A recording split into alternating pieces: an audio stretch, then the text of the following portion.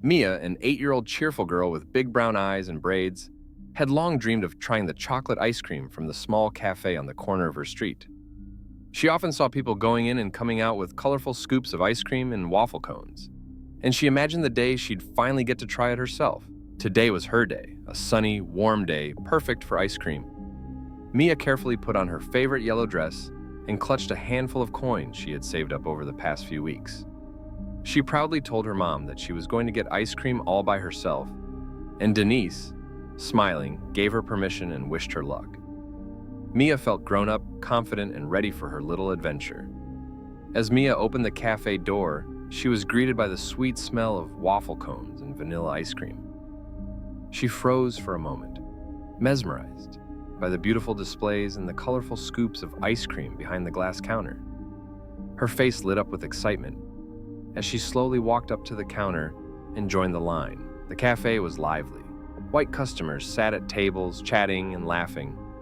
Most of them didn't notice Mia, but she felt a few stares directed at her. She felt a bit self-conscious, but tried to brush it off, focusing on the thought of chocolate ice cream. When it was finally her turn, she shyly approached the counter where a young white waitress stood. The waitress seemed busy and a little irritated, but Mia was determined to be polite and confident.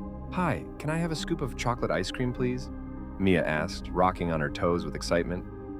The waitress glanced at her, raising an eyebrow. Her eyes coldly scanned Mia's outfit and lingered on the coins in her small hand. Instead of smiling or taking her order, the waitress leaned forward with a sarcastic smirk. "Are you sure you can afford it?" she asked, her voice dripping with mockery. The waitress's words hit Mia like a cold slap. She froze, unsure of how to respond. Her cheeks flushed with embarrassment. Gathering her courage, she answered, "Yes, ma'am," and held out her coins. But instead of taking the money or preparing the order, the waitress burst into loud laughter. Her voice echoed through the cafe, drawing the attention of nearby customers. A few people turned to look at Mia, some with puzzled expressions, while others smiled faintly as if they found the situation amusing. "Well, we don't give out free handouts," the waitress declared loudly. "Maybe you should try the charity down the street." Mia didn't know where to look or what to say.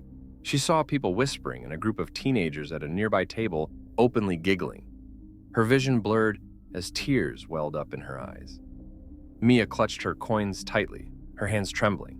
She tried to say something, but the words caught in her throat. Her pride, her joy, all of it had been crushed in an instant. Unable to take it anymore, Mia turned and bolted out of the cafe, ignoring the curious glances and quiet laughter behind her. Her legs carried her home as tears streamed down her face. She pressed the coins tightly against her chest, feeling like her small world had just fallen apart. When she reached her front door, she couldn't hold back her sobs anymore.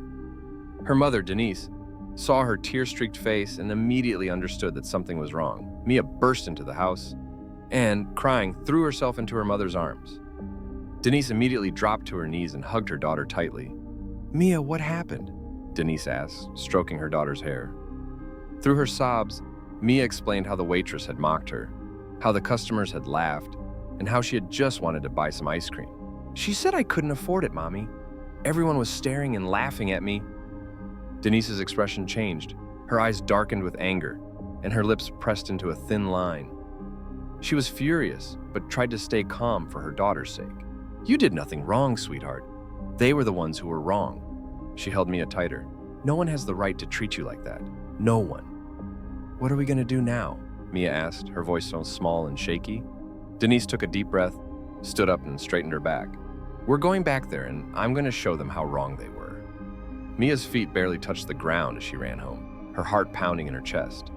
Tears streamed down her face, and her small hands clutched the coins so tightly that they left red marks on her palms. The cafe, with its harsh laughter and mocking stares, felt like a world away now. All she wanted was the safety and comfort of her mother's arms. When she burst through the front door, the sound of her sobs filled the house. Denise, who had been sitting at the kitchen table reviewing some papers, immediately looked up. She saw her daughter's tear-streaked face and dropped everything, rushing to her side. "Mia!" Denise knelt down, pulling her daughter into a protective hug. "What's wrong, baby? What happened?" It took a moment for Mia to catch her breath between sobs. She buried her face in her mother's shoulder, her small body trembling.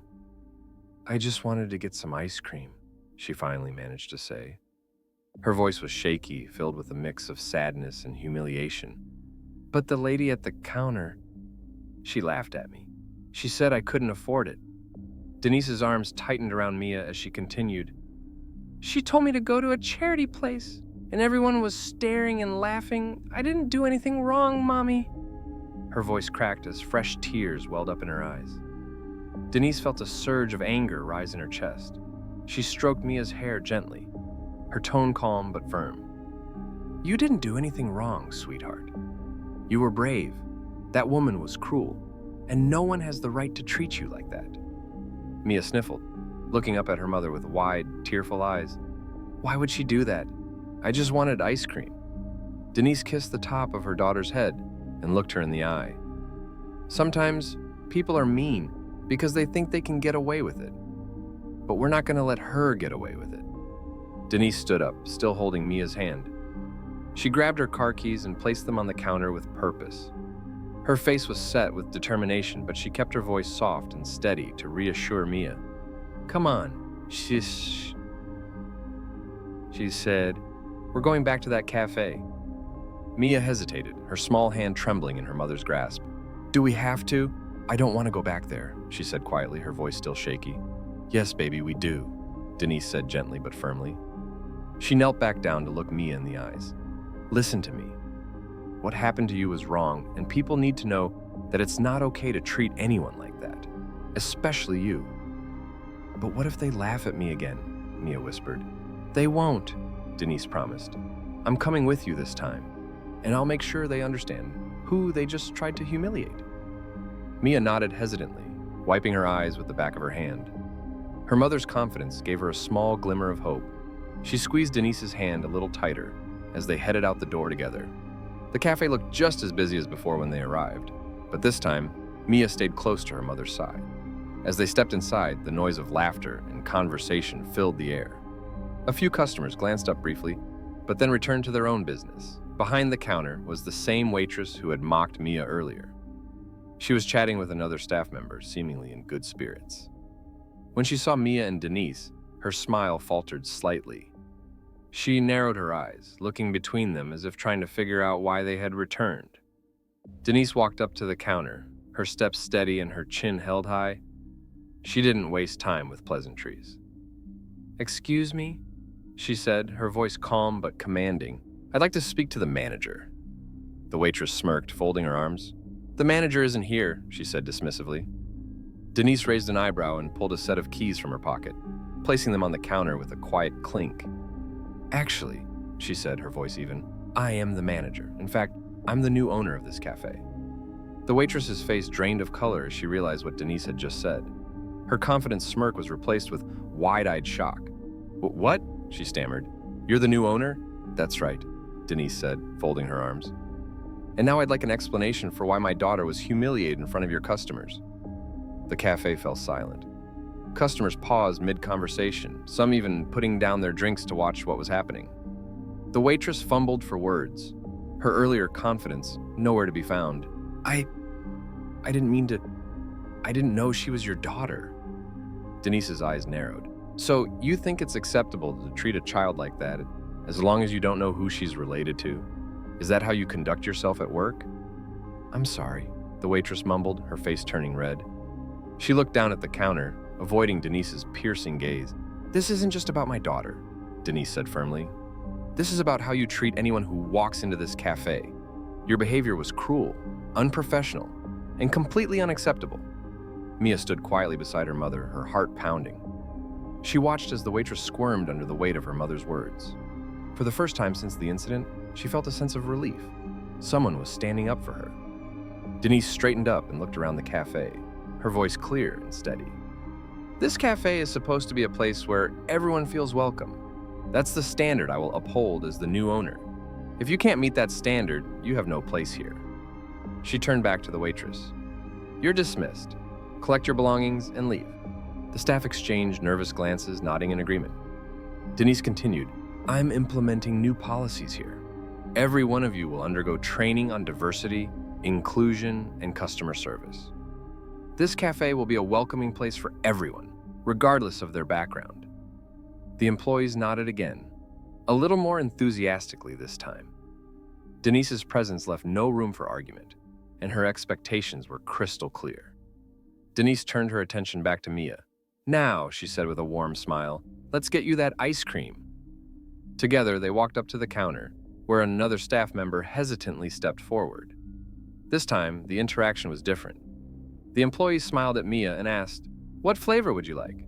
"Chocolate one, please," Mia said softly but confidently. Her earlier hesitation was gone, replaced by a newfound sense of empowerment. The staff member quickly scooped a generous portion of chocolate ice cream into a cone and handed it to her with a genuine smile. "Here you go, she said. "Thank you," Mia replied, her smile now bright and wide. She looked up at her mother, and for the first time that day, she felt like everything was okay. Denise took Mia to a table near the window, where they sat together as Mia enjoyed her ice cream. Customers at nearby tables began to whisper, but this time it wasn't mocking or judgmental. Some people even approached Denise, expressing their admiration for how she handled the situation. One older woman leaned over and said, "It's good to see someone stand up for what's right. That little girl's lucky to have a mother like you." Denise smiled politely and thanked her. She looked at Mia, who was focused on her ice cream, felt a surge of pride. This wasn't just about teaching the staff a lesson. It was about showing Mia that she deserved respect, no matter what. Over the following days, news about the incident spread throughout the community. Denise decided to use the attention to make a statement. She organized a small event at the cafe, inviting customers and community members to discuss the importance of kindness and inclusion. During the event, she stood in front of the crowd, her voice steady and strong. "This cafe is more than just a business to me," she said. "It's a place where everyone should feel welcome, where no one has to question whether they belong. What happened to my daughter was wrong, but we turned it into an opportunity to make this place better for everyone." She announced the implementation of community workshops and training for all staff, ensuring that what had happened to Mia would never happen again. The crowd applauded, and Denise could see a genuine desire for change in their faces. Weeks later, Mia returned to the cafe, holding her mother's hand. This time there were no tears, no fear, and no hesitation. She walked in confidently, and the staff greeted her warmly. It was as if the entire atmosphere of the cafe had changed. There was a sense of warmth and welcome that hadn't been there before. Mia ordered her favorite chocolate ice cream again, this time on her own. As she sat with her mother, enjoying her treat, Denise watched her daughter with pride. She knew they had turned an ugly moment into a beautiful lesson, not just for the cafe, but for the community as a whole. The cafe became a symbol of change in the neighborhood. Denise continued to host community events, fostering dialogue about inclusion and fairness. Customers felt proud to support a business that stood for kindness and equality. As Mia sat at the cafe window, watching other children come in and enjoy their treats, she smiled. She no longer felt out of place. Her mother's strength and determination had turned a moment of pain into a lasting legacy of hope and justice.